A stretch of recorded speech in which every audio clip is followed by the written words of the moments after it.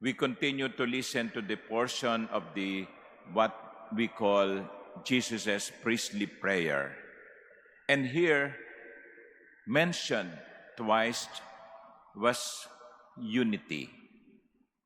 May there be one, that they may all be one, as you, Father, are in me and I in you. And then he repeated, they may be one as we are one. Jesus knew that his disciples will face this difficult task of being united.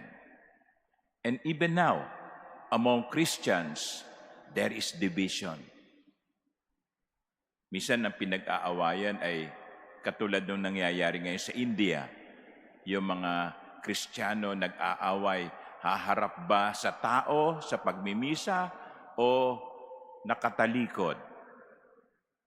Facing the people or their back at the people?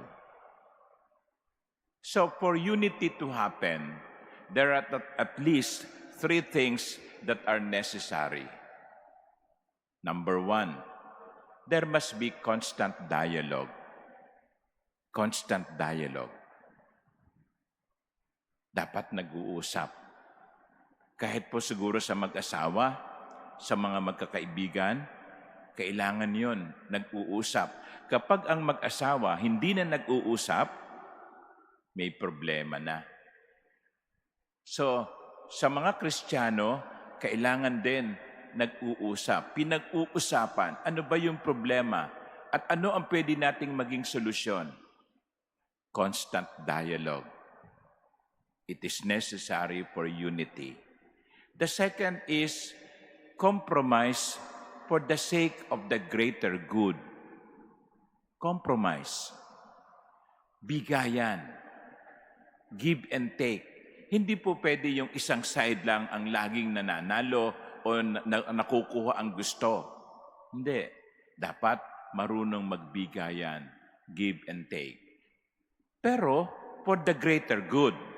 Kasi pwedeng magkaroon ng compromise para magnakaw. Hindi ba? May mga ganyan tao eh. Sige, mag-usap-usap nga tayo. Pag-usapan na natin kung paano mananakawan ang bayan. Patay tayo dyan. Compromise. Pero compromise for evil. Hindi. Dapat compromising for the greater good. Ano ba yung mas mainam? Ano ba yung mas makabubuti? Yun ang gawin natin. Bigayan. So constant dialogue, compromising for the greater good. But most importantly, there can be no unity without conversion of hearts. Pagbabago ng puso. Kapag nananatili tayong matigas, mapagmataas, mayabang, hindi pwedeng magkaroon ng pagkakaisa. Dapat may pagbabalik loob, pagbabago. My dear brothers and sisters, all of us want unity. We want unity for the church. We want unity for the country. We want unity in our families. But remember, we need constant dialogue, compromising for the greater good, and conversion. Amen.